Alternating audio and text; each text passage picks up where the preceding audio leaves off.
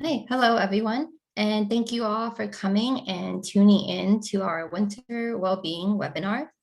My name is Cassie Delgado, and I am the Community Engagement Specialist for Friends of the Columbia Gorge, and I will be moderating tonight's webinar. Tonight, we will be hearing from two panelists on how connections to nature can help cultivate a lasting sense of personal well-being and in turn aid in efforts to protect and steward the Columbia Gorge, as well as other Pacific Northwest national treasures.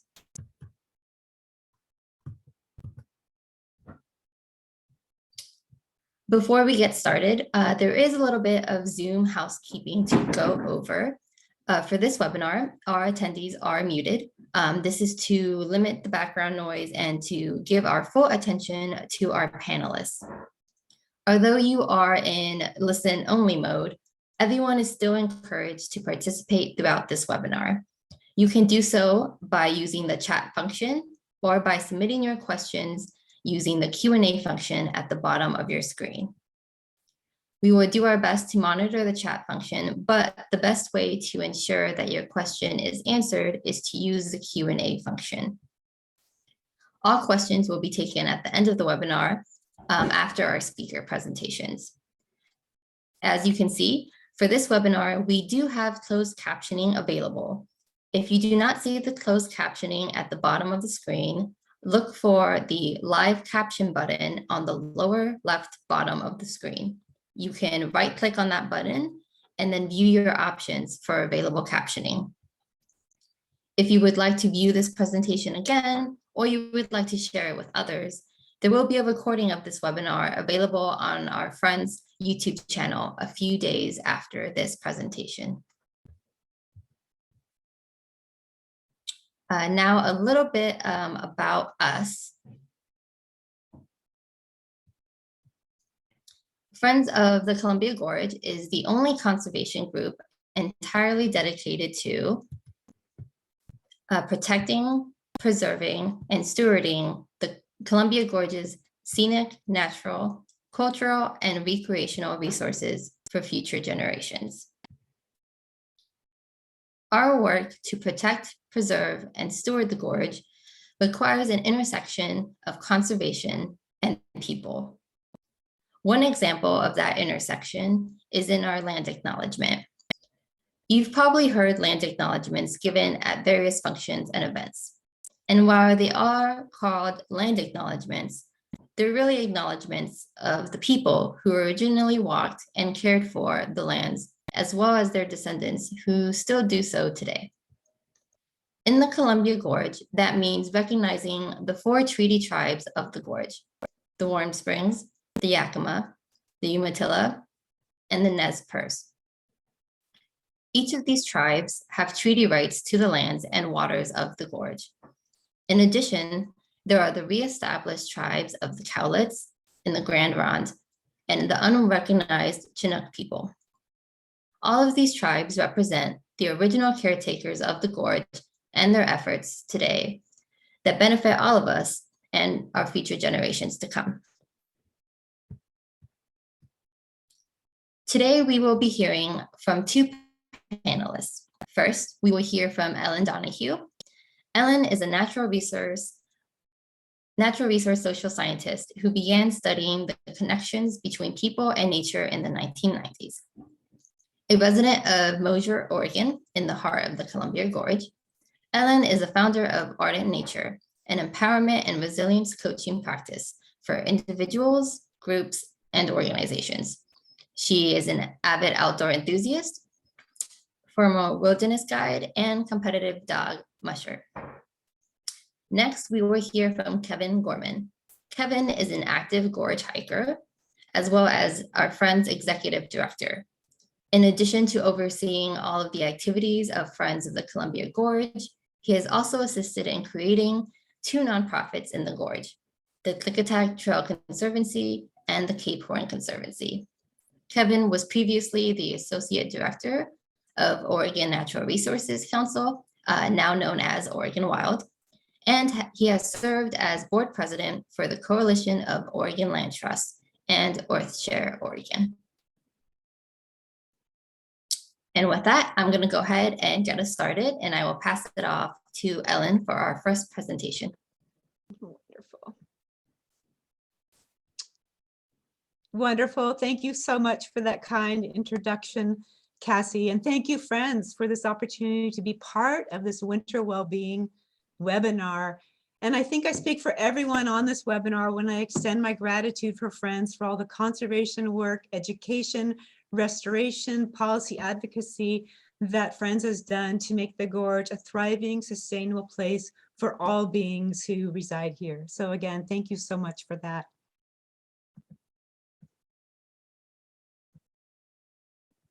Okay, just get this going. Tonight, I have the wonderful opportunity to speak about the subject of connecting to wildlife and the practice, the mindfulness practice of awakening the sensation of awe when we are in nature. When we can really awaken that sensation of awe in nature, it's an opportunity to enhance our well-being, because awe naturally releases the grips of any habitual anxiety, doubt, judgment, or fear. So it's a wonderful opportunity. Now, we get awe about music or art or physics or astronomy, but tonight we're going to talk about awe with nature, because we're here in the Gorge, and I'm going to focus specifically on wildlife, because that's kind of my gig. Hello to friends out there who I haven't maybe seen. It's really lovely if you're here on this webinar, and also to my folks here on the webinar who I haven't met. Please know that if our paths cross, I do love learning about passions of other people. I am a social scientist, so if you come up to me and want to answer the question to what do you offer your ardent nature, I would love to hear about that. But tonight we're focusing on connecting with wildlife and the sensation of awe, because for me, wildlife is fundamental and critical to my personal well-being. I am unashamed to admit that some wildlife are some of my best friends, and I've been able to monitor and connect with them over the years in a variety of really wonderful ways. One of the take-home messages that I do hope comes through in this presentation, if my next slide will advance here,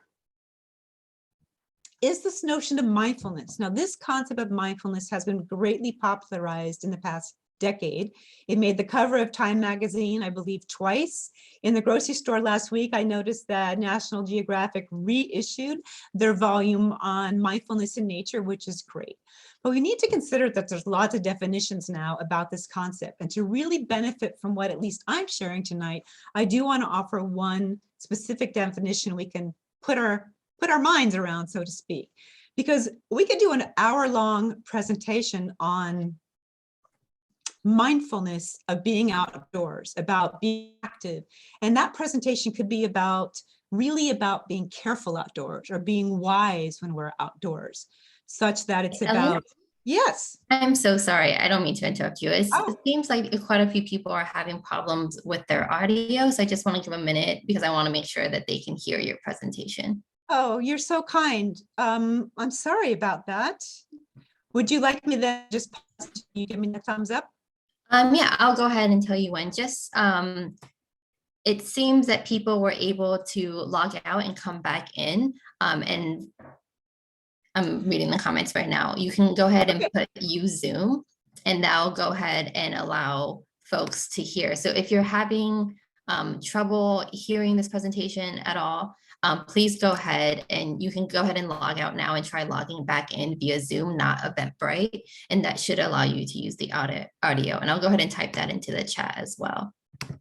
That's awesome, Cassie. Thanks so much. So I'm going to also pause a second more to let that happen and offer one other bit of thanks to friends, because I think for many people who go into the Gorge unaware or maybe not being mindful, they treat it almost like a Disneyland ride where they pay their ticket, have their thrill, and then they get to leave. And someone else is going to prepare the equipment and paint it and clean up the throw up from the ride that somebody went to loop-de-loo in. And what Friends does is encourages each of us, the moment we step out in the Gorge, to become stewards of this land, of this area. For better or worse, some of us more skillful or less skillful, and I'm always learning how I can be better engaged as a steward, but Friends is so integral for helping us all be better stewards of the Gorge. My other thank you to Friends. Waiting on the thumbs up, Cassie, whenever you're ready for me to keep going. Okay. Put a few comments in the chat. If anyone is still having trouble with the audio, feel free to put a comment in the chat just so I know that folks have logged back in and they're now able to hear. And then I'll consider that a thumbs up for us to get going.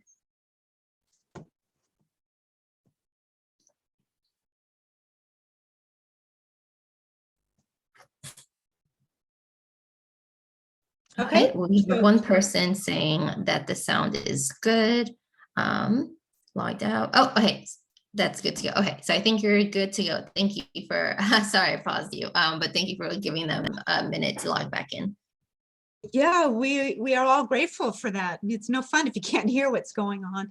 So I'm not going to repeat the introduction about this presentation being about awe of wildlife, because that's going to be really evident in the rest of the slides. But I do want to reiterate this concept of mindfulness. It is so important that we understand that we're not talking about being careful outdoors, although that's important, or being wise or prudent when you've got your backpack and you're looking at the weather and you've got your shoes tied. We're talking about something much more subtle, perhaps more complicated. We are talking about being aware of how your mind is inclined right now and here. Because if you're like me, you might have woken up this morning feeling anxious about something, and you may not even realize that that anxiety has trickled into all the interactions you've had with other people and other beings. The mind is kind of taken off on its own, saying, stuck in this area. So if I am not aware of how my mind is resting, in this example, anxiety, how my mind is inclined, then what? I don't know that I can do something about it. I can employ a healthy habit, whether it's to take deep breaths, go outside, listen to music, go exercise, or do meditation, do something to get me out of that anxiety.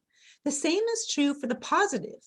If I am experiencing a sensation, even if it's subtle, about confidence, goodwill, compassion, gratitude, if I'm not aware of it, if I'm not aware that my mind is really inclined that way and that it's very subtle and it's going to be fleeting and it's going to escape, because that's how these minds work, right?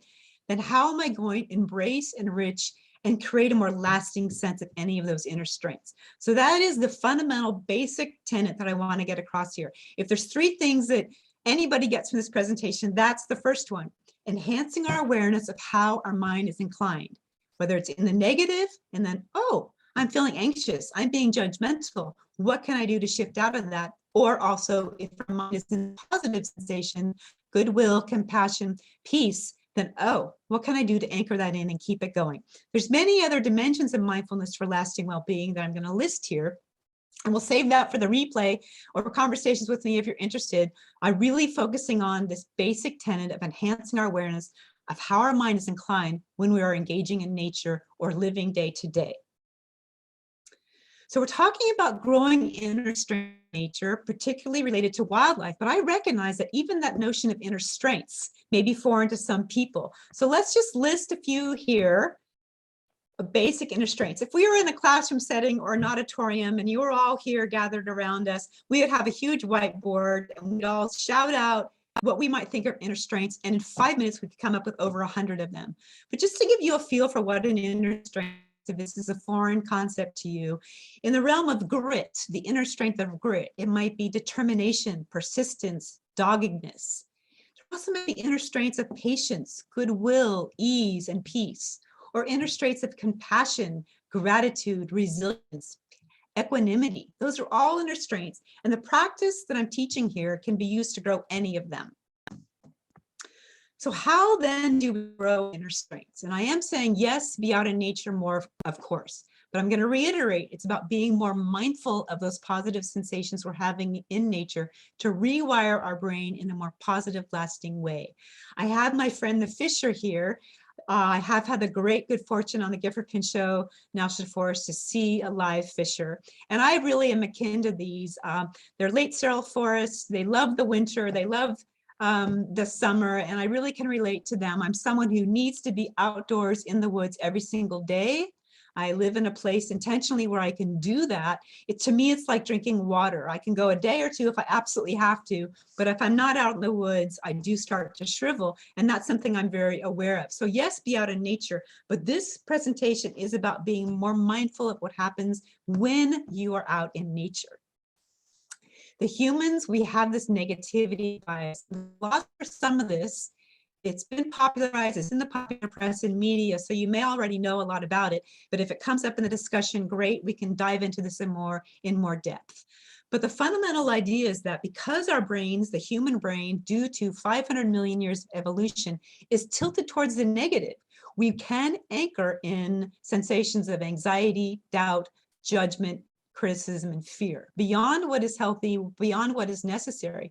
And so to tilt the brain in a lasting way towards the positive, it does require some work. Now, these are mindfulness practices, right? Nobody learned to speak a second language in a week, right? You didn't walk into a gym and suddenly lift 200 pounds in a deadlift. You didn't learn to play the ukulele immediately. They're called practices. And so over time, as we learn to train our mind to embrace and recognize these positive sensations, I'm suggesting being outdoors and related to wildlife in particular, but any positive sensation you're having throughout the day, embracing them is the term that I use. Rick Hansen, one of my mentors, really talks about absorbing and enriching these sensations. But I think for a lot of people, the Cliff Notes version, which I like to do, is just simply take that positive sensation of awe, amazement, wonder, or other ones, if you'd like, confidence, goodwill, gratitude, compassion, and just embrace them. Really, really anchor in those sensations.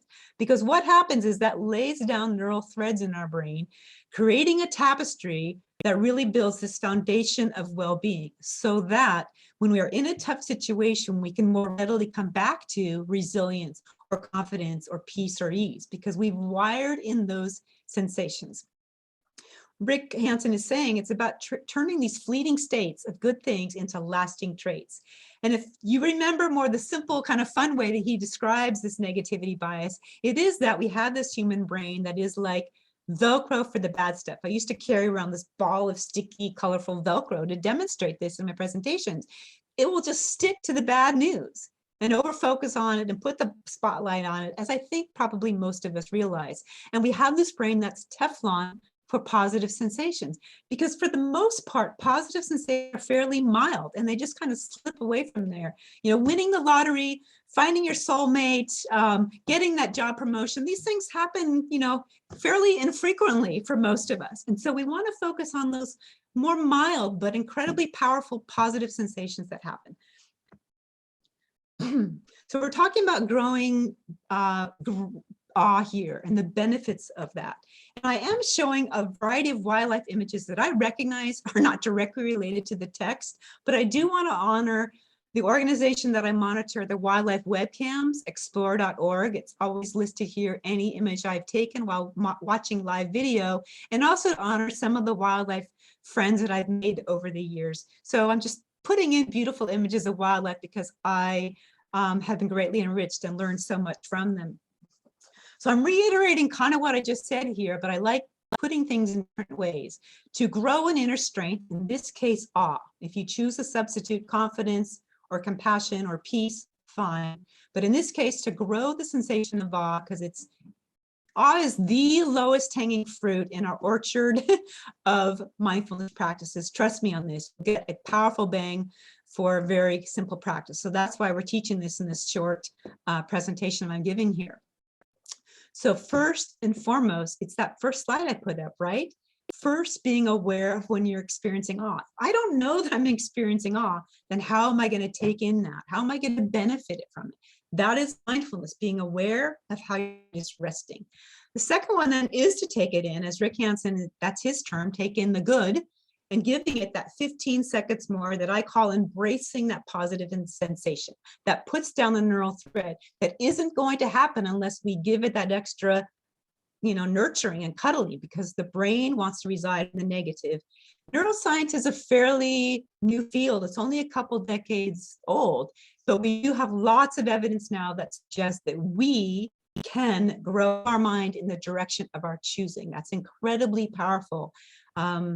Contribution to neuroscience and neuropsychology, and this is an opportunity to learn some practices to do just that.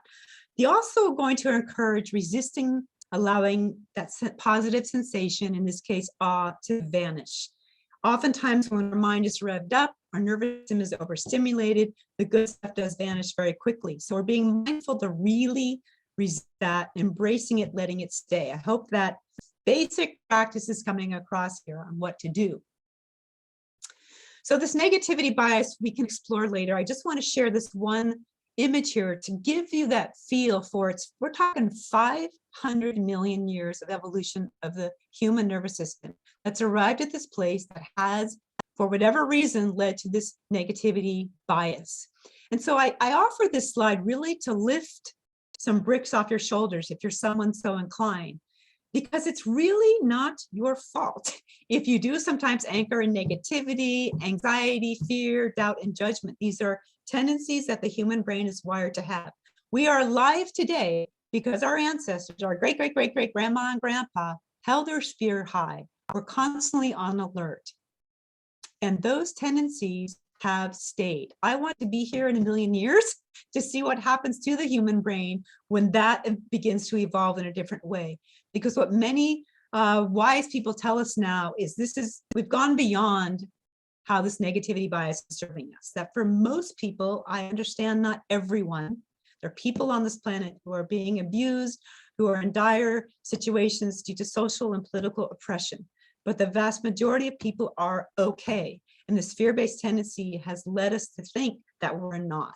And so evolution is a powerful force, and it would be fun to see what happens when we do tilt more towards the positive. More on the negativity bias if we choose to address that. I want to really focus on this really simple mindfulness practice, which is the content and the topic I have tonight in this presentation. I call it wooing wonder, awakening awe, courting curiosity, and amassing amazement. Pick any one of those you like. I'm going to choose and stick with awakening awe because I like that one. And again, we're focusing primarily on wildlife because it's hard not to be in awe of wildlife, and because I have such strong connections to many wildlife friends here. So what are the positive changes that do occur when we do awaken awe, when we are mindful of having a sensation of awe related to nature, in particular wildlife? So this next series of slides will touch on some of these amazing things that happen in our brains when we are awakening awe. The most powerful one by far is it flips a circuit breaker in our brain that was stuck in some negative ruminating thought. Raise your hand if you have never ruminated in your life. I'm laughing when I say that, and I don't know how many people raise their hand, but I would be surprised if anybody did, because it's a natural human tendency. We all do it. The question is, when is it still serving us? When are we able to then recognize? I think I've replayed that argument about 6 times already today. It's, you've probably learned enough from that ruminating issue that you're churning away at after the first time it replayed in your brain. But the mind wants to keep doing it over and over again.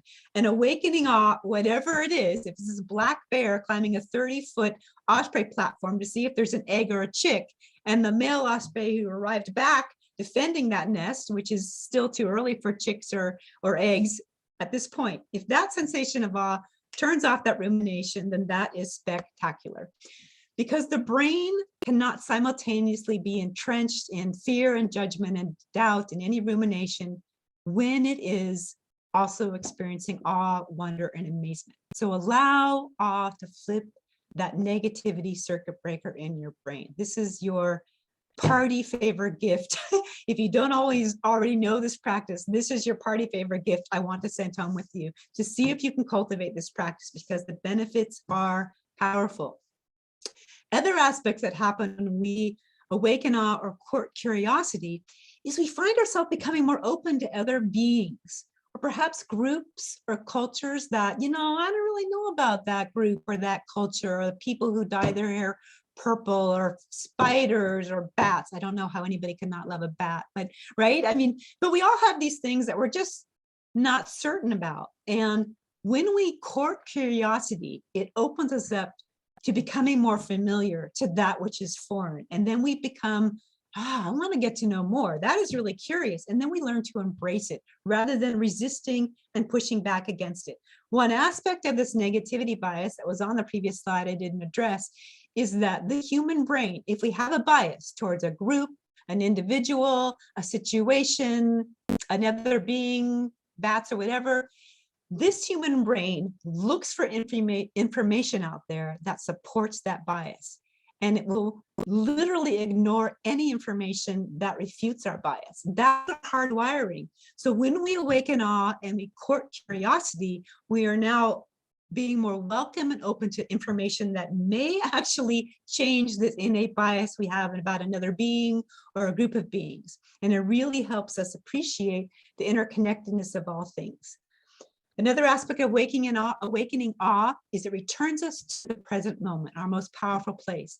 If that sounds too new age and woo-woo for you, then think about this. Our brain loves to do what? I've already talked about rumination, being in the past, ruminating about stuff that happens, dwelling on some set or disruption that happened in the past.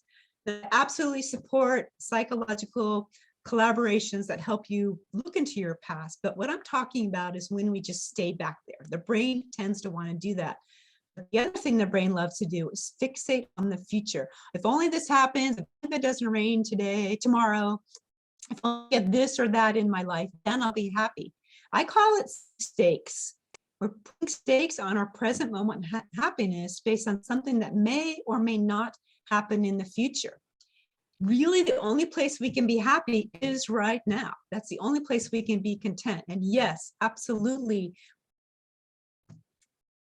I'm seeing a note, my internet is unstable, so I apologize if I'm coming in and out. Just reiterating that the only place we can truly be happy is right now. Yes, absolutely. Set ourselves up to be successful in our heartfelt aspirations, whatever it is that will bring us towards that direction, but really be returning us to the present moment. My friend Superman, this male bald eagle, is no longer with us, unfortunately. He was a superstar dad.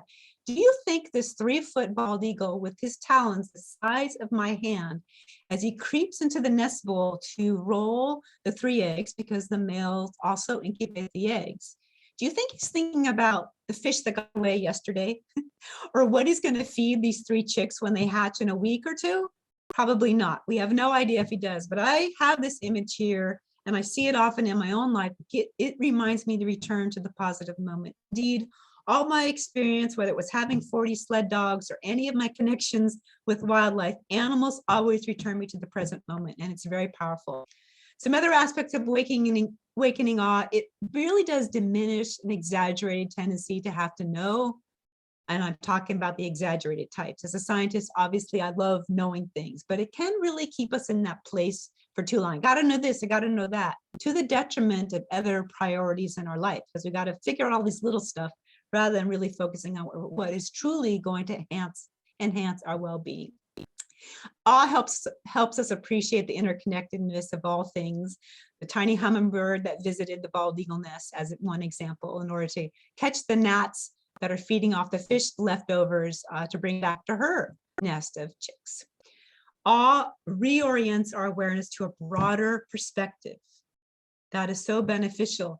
So even if you can't get outside to see a big vista, feel free to pull up a web camera, look at pictures, do something that awakens your awe and helps you see more broadly. That takes us out of the tunnel vision of fear. So really briefly, minutes I have left, I do want to talk about what happens that fear is such a narrow, fixated perspective. Unfortunately, we don't have a better term for it than good fear and bad fear. So the good fear would be this type of example. It's extremely narrow. So say a truck is barreling down at me on a 2-lane highway right at me. I rev up into the reactive mode, that is the good fear. And what happens? Blood goes to my large muscle groups. I immediately consider swerving to save myself and the other people in my vehicle. And what is going offline in that instant is my digestion, my reproduction system, other immune hormone systems, because they are not needed in that immediate moment to save my life and those who I am with. That is the good fear, the positive reactive mode. The challenge is that humans tend to stay in that reactive mode much longer than they are needed. So 99% of our day is best served in the responsive mode, the rest and digest, the calm, contentment, and peace. But for many people on this planet, they continue to be revved up. they have this low-grade alarm system going off in their mind, and they're actually staying revved up in ways that are potentially affecting their own well-being and their health. If you know someone is constantly getting colds, they're often very anxious and revved up, it could be that going offline is their immune system or something happening in their digestion. I don't know, of course, but it's something to consider. So we're really trying to talk about here how if we can wake in awe, it helps us flip that circuit breaker in fear and judgment and ruminating thoughts, and really help us bring to mind positive sensations and get out of the habitual negative stuff. All right, so there's 3 core human needs that psychologists have helped identify. We're just going to talk about one of them here as we sum up the rest of this presentation. But the 3 are safety, the sense of safety in our lives. That's a core human need. A sense of satisfaction, that is also a core human need. But the third one here is that sense of connection. I think that during the pandemic, that notion of connection and isolation, that concept has been talked about quite a bit more. And that's what I'm going to focus on here, is the value of connecting. Because we are such social species, we do need to connect. But what I'm not sure is if the popular press and media, because I don't really follow much of that, risking sharing that with you all. But what I don't know if they're also mentioning that we can connect to nature and wildlife and fill any temporary or more long-lasting deficit we might have in this core need to connect. I'll say that again. We can connect with nature and wildlife to fill a disturbance, an upset, a deficit in our core need to connect. Yes, we want to connect with other humans. Of course, we're incredibly social. But if for some reason we can't, whether it's pandemic related or not, we can connect in other ways. So I really am going to end here by talking a few more slides related to what happens when we get to know individual wildlife species and what we can really learn from them. I have had the great fortune to have wonderful mentors and human teachers throughout my life, but I am going to say that by far and without a doubt, the most influential teacher in my life has been the natural world, and in many cases, wildlife. And so when we awaken that sensation of awe about wildlife, it can teach us things like determination, perseverance, and patience. So to share a little story, because we're humans and we love stories, I've been telling stories for what, 10, 15,000 years now in a variety of ways. This is a bald eagle couple, not in this area, but this could absolutely happen in the gorge. Because of climate disruption, a late winter blizzard occurred at their nesting area while they were incubating eggs. And so both the male and the female needed to keep those eggs warm, absolutely essential in incubating eggs. The male of this bonded pair, they'd successfully fledged many offspring over the years, is on the right. And this is the last image ever taken of him, because he had to leave this incubation in order to do what? To find food for his partner and for himself. And he never came back again because the storm was so intense. That is reality. Wildlife is teaching us about dealing with upsets and the sense of loss and sorrow, but it's also teaching us about resilience and acceptance. So here's the female. She ended up incubating the eggs on her own. And what happened? Several bachelor males did start courting her. She accepted one male bald eagle. He ended up helping incubate the eggs. He raised those 3 chicks, and he ended up successfully fledging 3 chicks that were not even his own. So again, when we awaken awe towards, in this case, wildlife and all the amazing things that happen in nature, we can learn really valuable lessons and skills and resilience and acceptance. I have the great honor to be giving for the 3rd year in a row now an update to my annual Raptor Love Story presentation. So I'm giving a plug to that right now. And I believe Cassie's going to put the link. It's sponsored and being hosted by CGCAN, yay, CGCAN, Columbia Gorge Climate Action Network, which I've been a member of and very active in for ever since I returned from Alaska and returned to the Pacific Northwest. So I'll be focusing on some raptor pairs. I haven't decided which one because I follow so many, but there'll probably be at least 1 or 2 osprey couples and their family dynamics, and 1 or 2 bald eagle couples Yes, like any good love story, there will be drama, there'll be tender moments, there'll be humor, there'll be some trials and challenges, and there'll be successes, and there'll be very positive stories as well. So I do hope you might be interested in joining us in that. So the wonder of getting to know individual species. Yes, you can do it through wildlife web cameras. I've already talked about the explore.org ones, but also in this area here. So in Mosier, we have our wonderful Mosier osprey couple featured on the right. And there's also a bald eagle nest along the Twin Tunnel Trail that's between Mosier and Hood River. And thanks to my friend Myrna, we have beautiful photographs of these beings.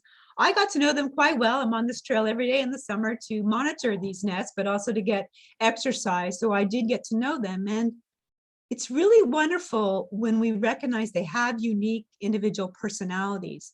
I think that's really important from a conservation perspective. This is a different topic, however, but if we recognize that they're individuals and have unique personalities, it then will, I hope, diminish the tendency to say, oh, that's just an osprey. Oh, that's just another bald eagle. This is an individual to whom I have connected, and I think that can be very powerful. So I'm going to wrap up this presentation with what I think would be humor, joy, and laughter that comes when we do get to know our wildlife friends. I'm going to introduce you to my here. He's a eagle, not in this area. He's in Southern California, in an area that was all bald eagles were exterminated from decades ago due to DDT and poaching, and due to the efforts of humans from Institute for Wildlife Studies and conservationists and just volunteers, bald eagles are returning to this area. Jack was born in a zoo in San Francisco, as was his mate Audacity. Enough on that. We can hear his story another time. But what I want to talk about is his behavior, because I've gotten to know him very, very well. And what he loves to do is spread grass fluff. That's what we kind of call it in the people who watch Nest world, around his back when he's incubating. He lives in a warm climate. He really doesn't need to do this, but boy, he is a dedicated dad. And yes, 17 out of the last 23 eggs haven't hatched for a variety of other reasons, but he's quite dedicated. So this is endearing. This isn't the humor part just yet. This is the buildup to the humor. Very, very endearing that Jack does this. And then also does it for his mate, Audacity. Now, as probably most of you know, bald eagle females are about a third larger than the males. Their brood patch is quite large. She hardly needs a blankie to incubate these eggs, but he's determined he's going to do this. He's going to keep her nice and warm, which I just love. But he has an ulterior motive. This guy is really trying to say, it's my turn to incubate. He loves incubating the eggs, as do many raptor males. The literature, and it's commonly thought that it's mostly the females, but I have witnessed over and over again, male osprey and male bald eagle, just so anxious and ready to incubate. And so eventually he'll pester her enough with the blankies, or I'll bring in a new stick to put out the crib rails, and eventually she'll get up and he'll get his turn to incubate. So I really wanted to share that fun that all can also get joy. And that I really am trying to encourage us all to anchor in all the sensations of awe and wonder, release the grips of fear and doubt and judgment. This is another plug to that Raptor Love Stories. And I'm going to conclude with a thank you for your kind attention. I don't know if anybody is still there, but I am very, very grateful for your kind attention and involvement in this type of webinar, which is really about enhancing well-being, really connecting human well-being with natural well-being. Because with art and nature, my coaching and consulting practice, that is the fundamental tenet. That is the core axiom, so to speak, that when we release the grips of fear and doubt and judgment, while simultaneously cultivating inner strengths, compassion, goodwill, kindness, dedication, etc., we then enhance our own well-being. And by default, we are going to improve how we engage, respond, and react to the world around us, thereby enhancing the well-being of all beings we encounter, human and non-human. So thank you so much for your very kind attention. I will now stop sharing and resume, and I so look forward to hearing what Kevin has to say and our discussion that will follow. Thank you so much for this opportunity. And thank you so much, Ellen. That was very informative, and I think we all learned a lot And just a quick reminder, if any of you have any questions for Ellen or Kevin throughout their presentation, feel free to go ahead and drop it into the Q&A. You can drop in a question at any point.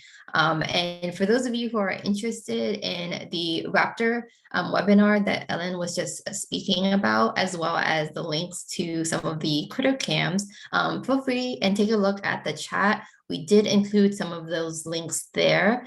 If you are having trouble accessing those links at the end of the presentation, I will be providing emails and contacts for both of our speakers as well as myself. So feel free to reach out to us individually, and we can go ahead and send you those links as well. And we'll try to follow up in an email as well and provide those links so that you guys will all have access to that.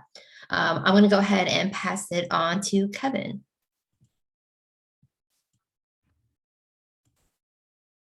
Okay, well, thank you so much. And oh my goodness, thank you, Ellen. That was just so inspiring. And, when we started thinking about this seminar and they had reached out to Ellen, they asked if I would join in. And I thought about winter well-being, and sort of two thoughts came to mind for me.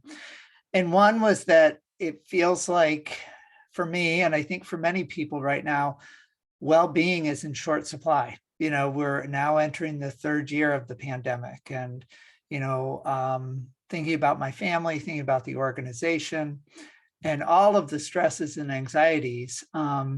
It was a great reminder for Ellen to talk about the fact that this is a practice, and you have to keep coming at it. It's not just going to show up on your door like an Amazon package. You got to work it. And so that was really wonderful.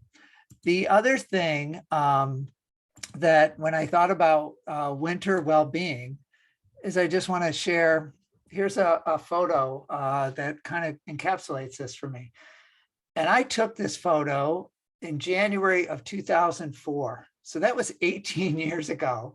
And I had one of friend's first digital cameras, and it was about the size of a brick. And I was out near Mosier and went to the Dalles, and we had about 9 inches of snow in the East Gorge, and the historic highway had just been cleared. So I drove out to Tom McCall, and I got to Tom McCall, and there were no cars out there. And I looked across this blanket of snow, and there were no footprints. And so I just got out. And I think what was just amazing was the silence. And you know how a good snow, just a good foot of snow or so, and some of you may know that. I grew up in Michigan, so I do know it, but how it creates such a silence everywhere. And as you can just see, the water was so still. And, unfortunately, it's a beautiful shot, but it was kind of a crappy camera, so you take what you can take. But that really was one of those moments where I was able to just soak it in and reflect on what was around me, and all the noise was gone. And there was just this warm but cold silence and beauty. And, part of when Ellen kept talking about awe and wonder, and you probably have noticed over the years, the word wonder shows up a lot in our talks. And we even had a campaign, Preserve the Wonder. And years before, we talked quite often about how the gorge was beautiful and wild. And that was fine, but we realized that wonder, beauty is kind of what it is, but wonder is how you feel about it. And how you feel about it is such a tighter connection to just what is out there. So we talk a lot about wonder, and because I think it's important to make that human emotional connection. And it's easy with the beautiful views, the gorgeous scenery, to experience that wonder and awe. But then, like during the pandemic, that was shut off to a lot of people. And so I've talked a bit about with the idea of you have these macro views, these beautiful things out there, but we can also achieve wonder and awe from the micro. And this this shot right here is a good example of this. And this was in our newsletter recently. And it's interesting because this shot, you can look at it and not necessarily be caught up in the wonder.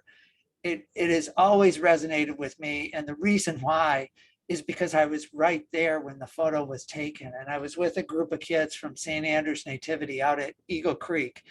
And they were kids being kids, and they were, you know, just loud and noisy and all of that stuff. And then all of a sudden there was a hush, and they all got quiet, and they all kind of huddled in and circled in. And so I had to see what was going on. And one of these kids had a praying mantis on him, and none of them had ever seen that, didn't know what it was. And the sounds those kids made were, you know, all of a sudden these kids who were 12 sounded like they were, you know, 4 or 5. There was just oohs and ahs and just really wonder and joy and amazement. And so one of the things that I just try to encourage everyone is to not just count on the macro in those giant views, but we all have wonder in the micro. And each one of us today could have probably stepped outside of our house or our apartment, walked 3 minutes and found something in the micro that created awe and wonder. And maybe we took advantage of that, but maybe we didn't. And I think Ellen's message to all of us is take advantage of it. You need it. You need it every day. Kind of in the same vein, I just wanted to share another sort of example of wonder. And I wrote this piece for our website right when COVID started. And I talked about that with all of the distress of the pandemic and the shutdown, I kind of came back to the sound of the meadowlarks. And for me, I love going out to Catherine Creek. I love it more now that we have this great property. We're trying to do amazing stuff. And there's beautiful flowers, and I love the flowers. But what really speaks to me every spring is getting out of my car and hearing the call of the meadowlarks. And that sound is as much audio wonder as any view. And I think there's so much in our world, whether it is the sounds, the smells, the sights, et cetera, that can help us to create that well-being and wonder. And so this was something, and what was interesting is I felt for me, it was very personal, and I didn't know if I'd get much reaction. And we put in an audio of the meadowlark, and I probably got more comments from people about this piece than almost any piece I wrote, because it struck them. They had the same feeling about the meadowlarks, and even some people from back east were talking about the eastern meadowlarks. But it really it connected with people in a way that I didn't necessarily think it would. So, you know, the last thing I just want to share with you, and I'm much more interested in having the Q&A and all of that, is this is a wonderful photo taken by one of our entrants to the photo contest a couple of years ago. And it's up at Larch Mountain and near Sherrod Point. And I thought about it because a couple of years ago, I was co-leading a hike with one of our wonderful hike leaders, Sharon Ross. And I don't know if she's on today, but I'm going to tell a little story about her, because we hiked the Crater Loop up at Larch Mountain. And there's a point of it where you walk through wilderness for about a mile. And we had 20 people. And so Sharon took a group of 10 and I took a group of 10, because in wilderness, you're supposed to keep it to, you know, groups of 12 or under. And before Sharon's group took off, she just said, you know, she started talking to people about wilderness and what it meant and how she really saw it as sacred places. So she just said that, you know, I know so often when we're out hiking, it's a great time to get to know people. It's a great time to catch up with old friends. It's very social. And she said, but as we walk through this wilderness, think about not talking, not chit-chatting, not being distracted with this story or that story, but just really walk and embrace what's around you. And such a simple thing, but you know, it was so powerful for both groups. And everyone thanks Sharon for making that, making that offering, I guess. And I really encourage all of you when you can. Sometimes it doesn't feel like being out in the forest is a safe thing to do by yourself, and it may not be. But when you're with people, maybe you can also make a little pact like that, where sometimes you just walk in silence and you just take it in, because I think it is probably as powerful as any meditative practice, any breathing practice, and allows you to just really embrace what's out there. So we all care desperately about this place, the Columbia Gorge, and we're going to keep working to protect it. But the final thing I want to say is many of us are advocates, and Ellen talked early about a fear-based mentality, and often advocacy by nature is living in a fear-based situation, that you're afraid this bad thing's going to happen and you have to react. And we often need that to be good advocates, but you need the sort of the antidote to that world too, which means getting out into nature and really experiencing it and letting it kind of build support for you. Because we all just have this short time on this planet, and we have work to do, but boy, we really need to take care of our hearts and minds and souls along the way. So I just really appreciate that Ellen brought to us today what she did. And I hope all of you are going to be able to, in the coming days, weeks, months, really get out and appreciate what's around us and have gratitude for what we have, and continue to do our best to preserve it for the generations that come, when the fear-based negativity bias all goes out the window and everyone lives a lovely life. So with that, I'm going to kick it back to Cassie for the Q&A. And I just want to thank everybody who has joined us and really appreciate your support.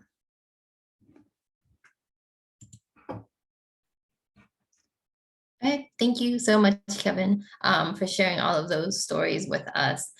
Just a reminder, I did see that a few folks attempted to raise their hand. Unfortunately, with this webinar, we are not able to unmute folks or to have your camera on. However, a great way to participate is just to go ahead and you can put your comments in the chat, or you can go ahead and put questions into the Q&A.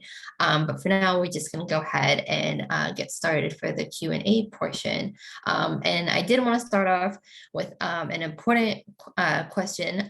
So for many of us, myself included, the way that we connect with nature and get outside is by, hiking and going up mountaintops and things like that. But not everybody is an avid hiker, and not everybody has like the same connection. So out of curiosity, are there other ways or alternative ways that people can connect to nature that aren't necessarily lacing up your hiking boots? And that question is for both of you. Ellen, why don't you go first, and then I'll jump. All right. Absolutely, yes. And I did have a couple slides. Would you like me to show them that address this topic? If it Yeah, you're definitely welcome to. Okay, if it doesn't take up too much time, and if it does, then just get rid of me.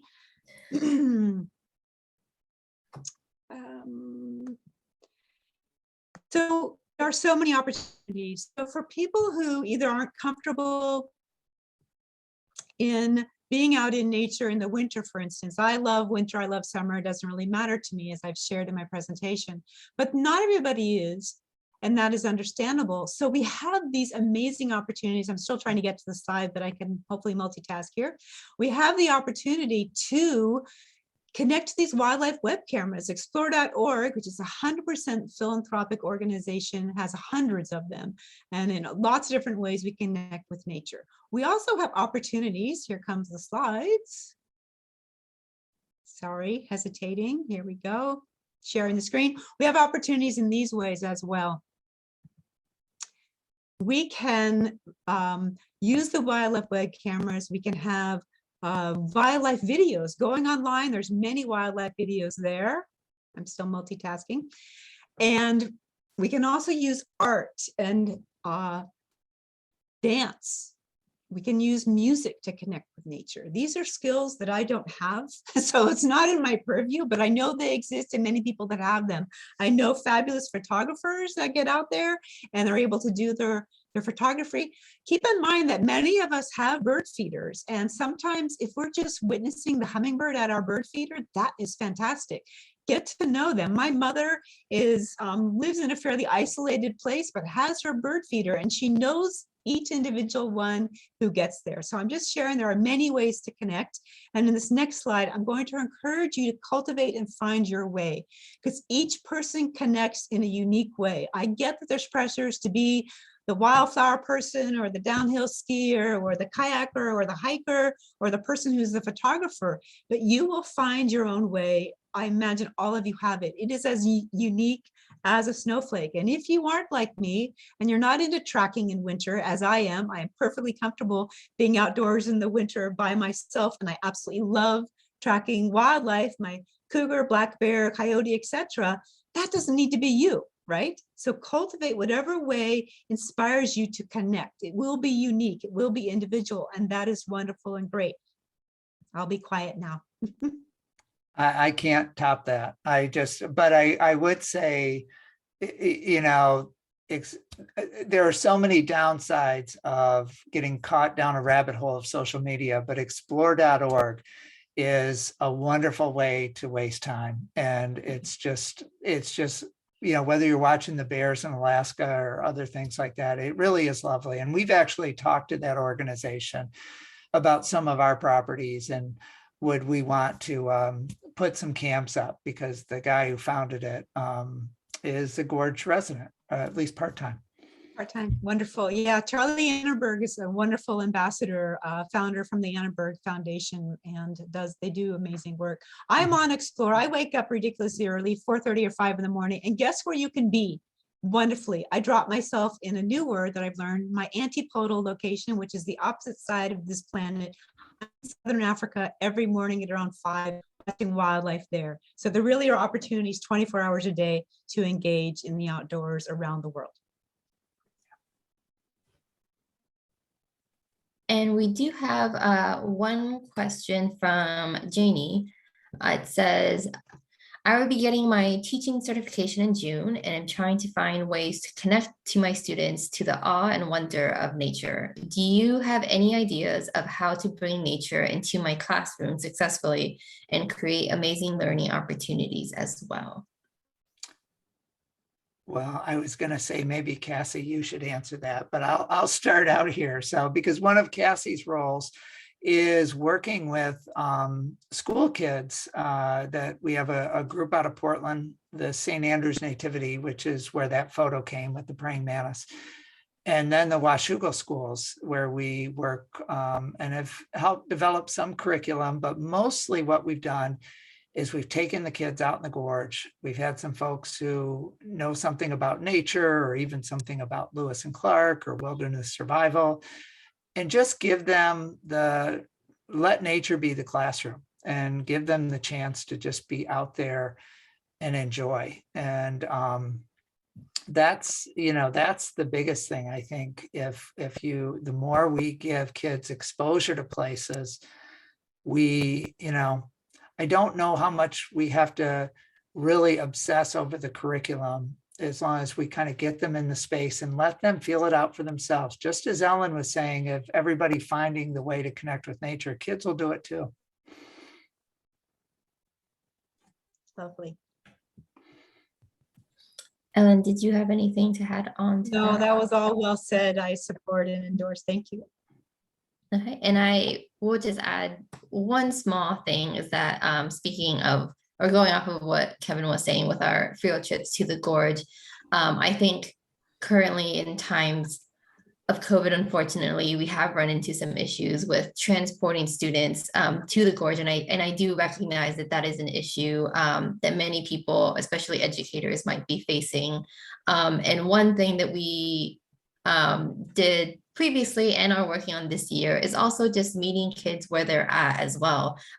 We are very lucky in the Pacific Northwest that there are, moments of mindfulness and beauty and nature all around us, even right outside our front door. And I think just having those opportunities for students to just step out of the classroom, whether that be in the gorge or just in like their local area as well. You can find opportunities really anywhere. So it's really about being creative and just trying to get students outside to find moments of mindfulness wherever they're at. With that, we do have some more questions. Okay, so we have one question from Cheryl.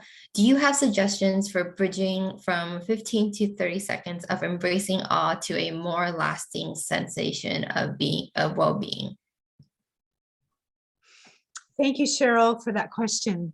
So when we think about these mindfulness practices, I'm going back to the analogy of playing the ukulele or learning to speak Spanish. Over time, it's moment by moment. Rick Hansen speaks about it neuron by neuron, moment by moment. So each time you are sensing awe, and it's released those grips of fear and doubt, giving you opportunity to cultivate more awe or another sensation of confidence, you're giving it that 30, 15 seconds of hugging it, you're putting down a neural thread. That's one. So then later in the day, this opportunity comes again. You've now practiced it. Your mind is getting oriented in this direction to do this practice. That's two. I get that it may take weeks or months of years to rewire the brain in a lasting way, but absolutely will happen. I've seen it for myself. I've seen it for clients and groups I've worked with. And Rick Hansen has done this for tens of thousands of people around the world. So it's really moment by moment, being aware of the positive sensations and embracing them and giving them some staying power. Just a little bit more, that puts down the neural thread, eventually creating brick by brick and neuron by neuron, that foundation of well-being. So that when an incident or an upset happens, because life will throw those at us, we have that foundation return to. We will rebound faster from that setback. We won't be so stuck in, oh, what happened, the negativity. I hope that helped a little bit, Cheryl, in answering your question. If not, feel free to reach out. And Kevin, we had a question in the chat for you. John asked, Kevin, what can we do to convince DNR to stop clear cutting in the view shed of the gorge? It's very discouraging to see strips of denuded land on the hillsides on the Washington side of the river. It is very, very discouraging. And this would probably take a whole nother webinar to kind of go through this.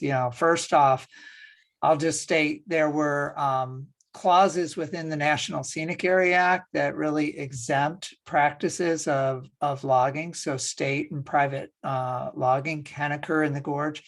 It does seem to happen more on the Washington side because there was more private land. And then also DNR does have a portion of their agency dollars or agency resources that go to conserve and protect lands. But a far bigger portion is supporting the school fund in Washington, and that's through timber. And so we have worked a number of ways to try to reduce the cuts as they are along the Pacific Crest Trail, which is often DNR land. We've talked about legislation that could potentially rework the National Scenic Area. We've tried to buy some land, whether it's been cut. In some cases, we bought before it got cut, like up Duncan Creek.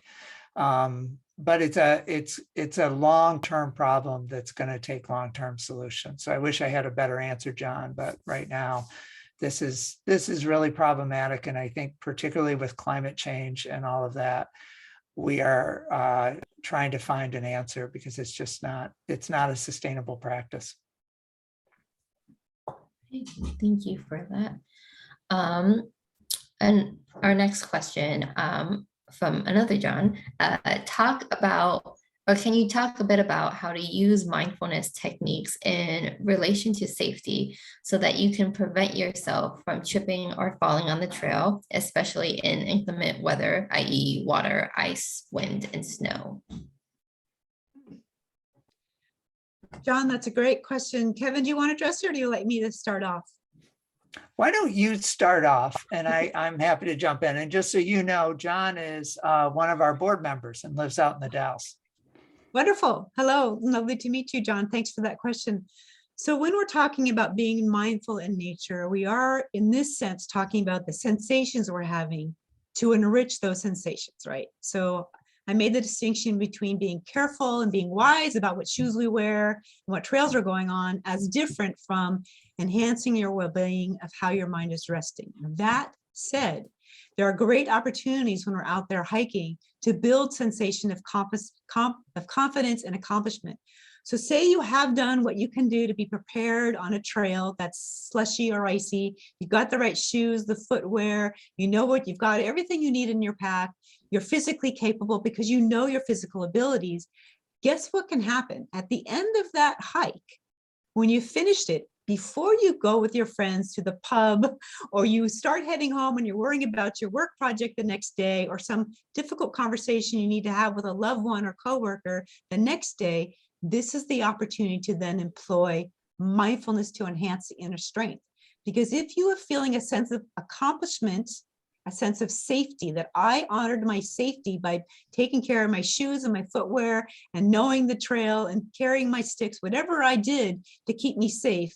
If you are honoring that at the end of that hike, taking 15 to 30 seconds before your mind shifts to something else, as our mind loves to do, you've just laid down more confidence, a sense of accomplishment, a sense of achievement about your abilities in nature. And guess what? The next time you go out to do a hike, those inner strengths are more readily accessible to you. You will know and be more hardwired to know your limitations and also what aspects of preparing to be outdoors are readily available. This is how we grow inner strength. I hope that helped answer your question, John. I'm sure Kevin has much more to add. I think you've really covered it. The one thing that it reminds me of is, and I know back in the day, John was a runner, and back in the day, I was a trail runner.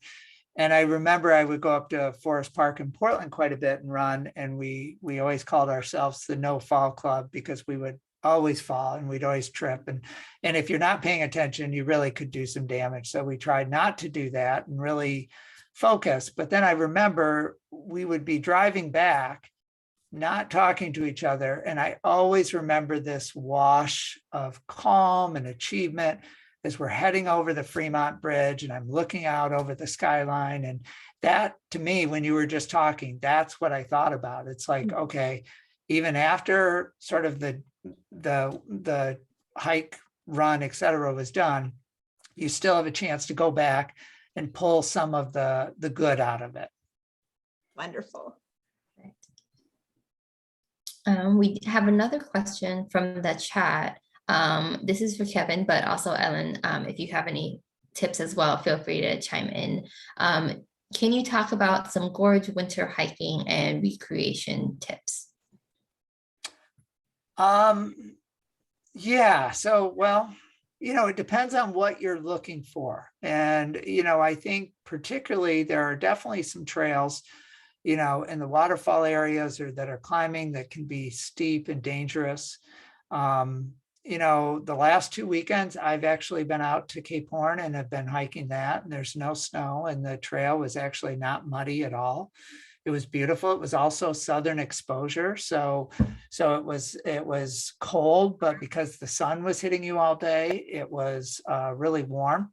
Where if you had been on the Oregon side, walking in the waterfall area, you would have never had the sunlight hitting you. So those are some of the things to think about. I feel like in the winter, also, any section of the historic highway is often really a great thing. I love to just do the walk, even between Cascade Locks and Eagle Creek. There's not many people on it. It's just very comforting, and it's where you can, that's the type of place where you can have really nice conversations with people, et cetera.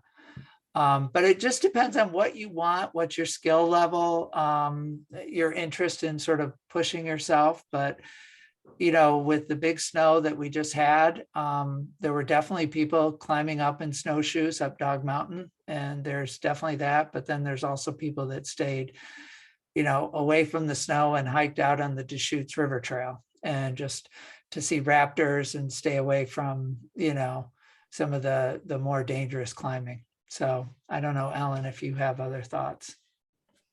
Nothing in addition. I think that was wonderful. Thank you. But particularly when we get these sunny days, go north, go to Washington, because it's just, you're going to enjoy the sun a lot more than if you're hiking on the Oregon side. Okay. We have one more question. Well-being and nature are a hot topic in PNW research. How do we integrate well-being into more environmental careers to make real progress? Okay, I don't know who that person is, but I imagine I may know who they are.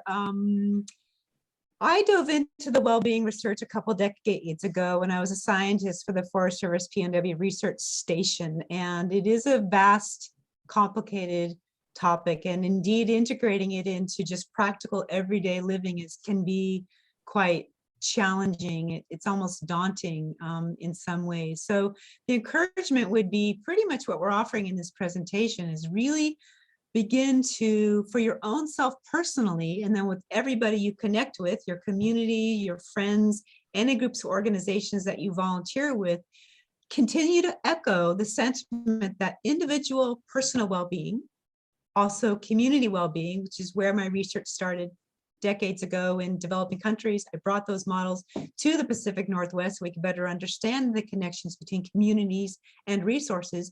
Continue to talk about how individual and community well-being is inextricably linked to well-being of the environment. Whether we're talking about amenity-based communities that are relying on tourism for their economy, agricultural-based communities relying on agriculture, and then we have our farmer timber-based communities, which is what I spent quite a bit of time talking about. If we could begin to think about the individual and the community level and that concept of well-being, I think we'll all become, or the greater populace will become, better aware of how those connections are important and how being stewards and applying better, more prudent policies towards resource management will enhance human well-being as well as the well-being of the ecosystems and all species that live within them. I don't know if that answered that question. It is a pretty complicated topic. I'm happy to talk about it more offline if that did an inadequate job.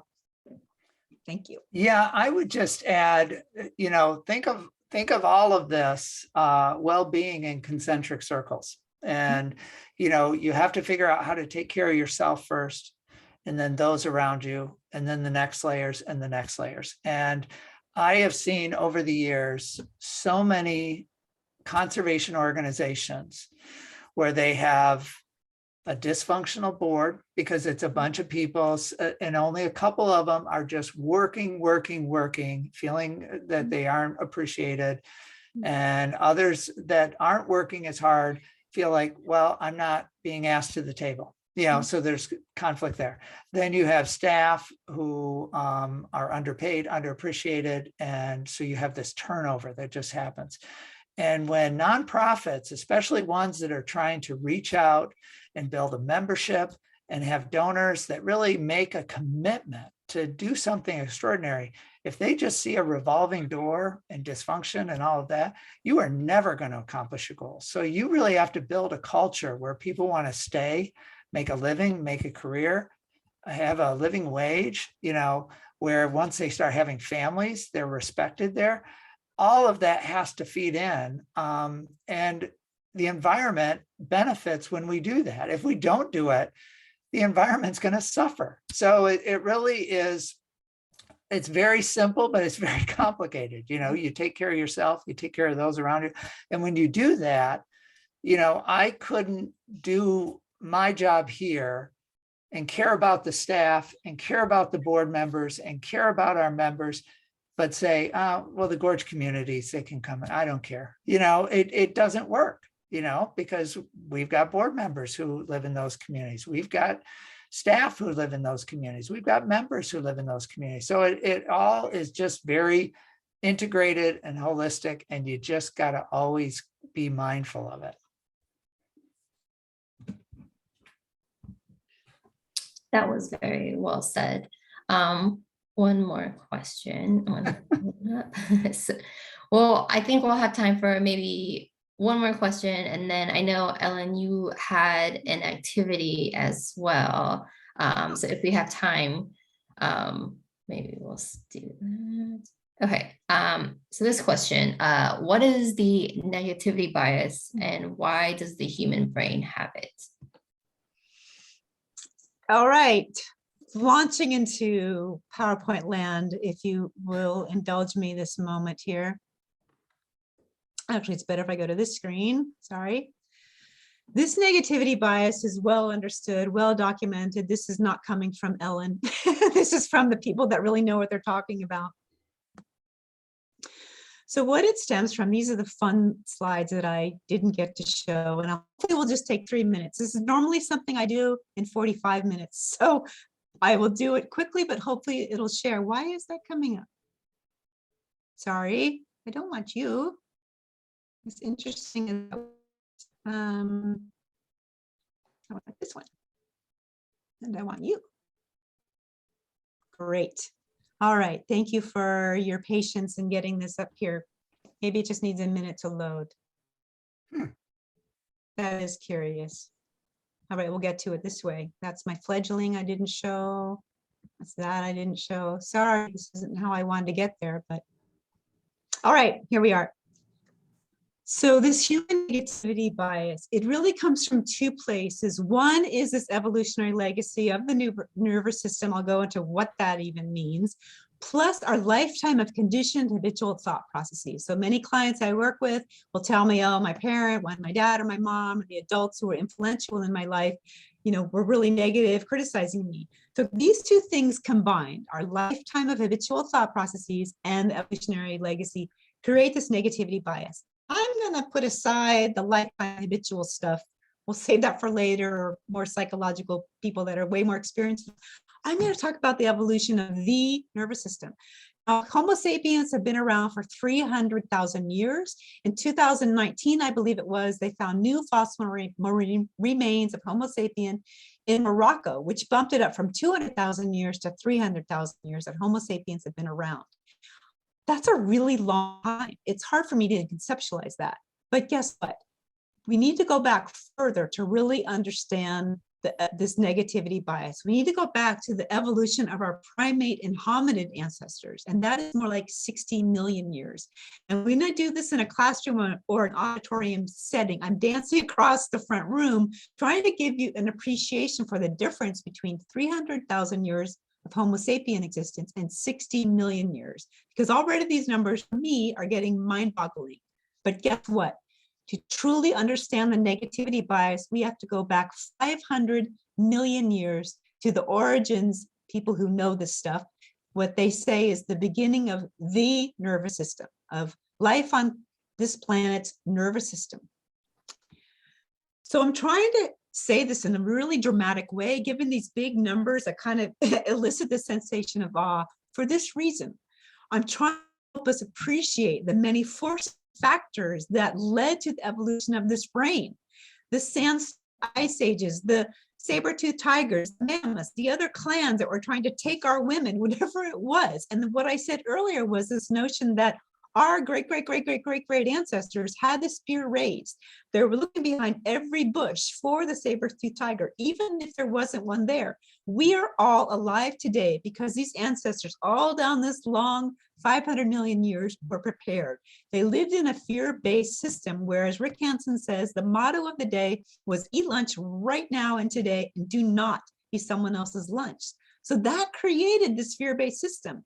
And the point is that for most of us, not everyone on this planet, unfortunately, but for most people, we're doing okay. Things could be better for probably all of us, of course. Most of us are okay, but we still tend to tilt towards those fear-based qualities beyond what is necessary from an evolutionary standpoint. So that's a negativity bias in a nutshell. Thank you so much. Yeah. Okay. And I keep saying one more question, but I promise this will be the last one for the night. Do you have any tips for parents with kids and helping them connect with nature, particularly with all of the stresses of today?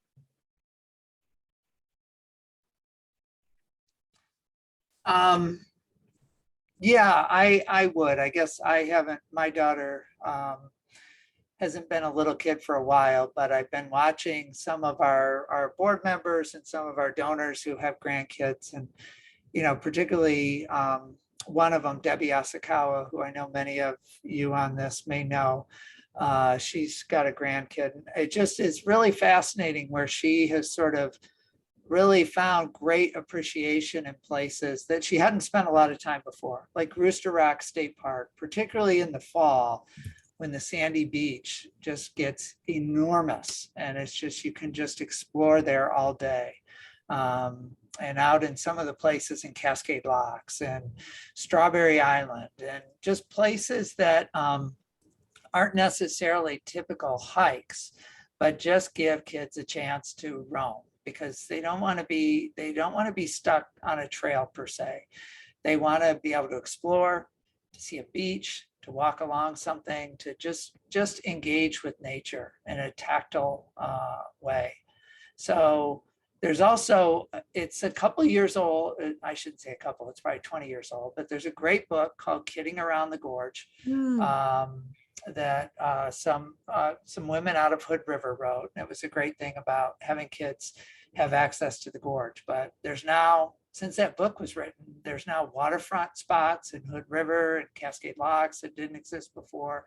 There's just a number of places for kids to get out there and enjoy. When Steigerwald is reopened, I think that will also be just a great place. They have an art trail that's specifically designated for kids. There's a Bigfoot trail in North Bonneville where there's all these Bigfoot gnomes in different places. I mean, it's just, there's a lot of great things for kids to explore out in the gorge. Oh, that's wonderful. I think I will echo and maybe just add a tiny bit of something maybe a little different. Kevin suggesting all these wonderful places and encouraging people to get out. I'm also going to remind us that when our nervous system is revved up, when we're feeling anxious, and children for sure must be sensing that something really funky is going on right now, either their parents or teachers, or they're living and breathing it. So one of the benefits that I think might work for some people who are feeling particularly overstimulated, their mind is going in lots of different directions, whether they're caught up in media, constantly scrolling their phones, or they're just really anxious, is to find your one thing and become intimate to it. So Kevin's listed a bunch of wonderful places.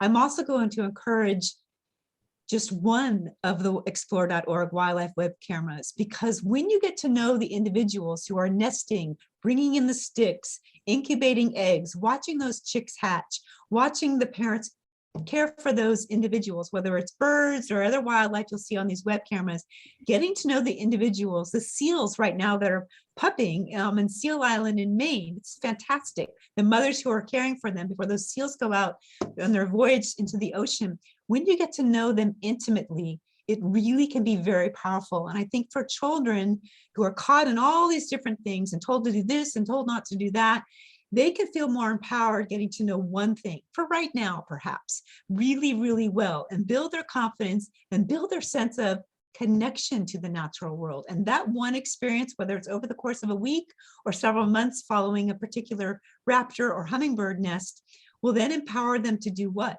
Engage again in something else down the road. It's going to build that skill of, I'm going to engage intimately and be willing to really get to know something, so that next time they'll do it then on their own.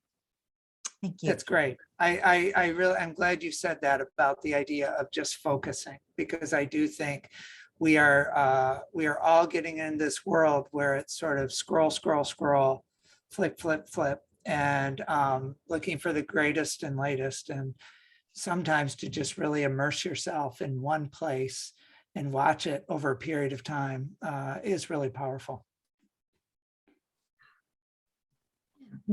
Well, thank you so much for those tips. I'm realizing when you mentioned the book, I was like, I think that's the one right next to me. Go. A plug, if And I anybody's think interested. someone in the chat said Ruth Berkowitz, and I knew I didn't want to say her name wrong, so I appreciate that somebody jumped on. But she's a wonderful person and a great writer.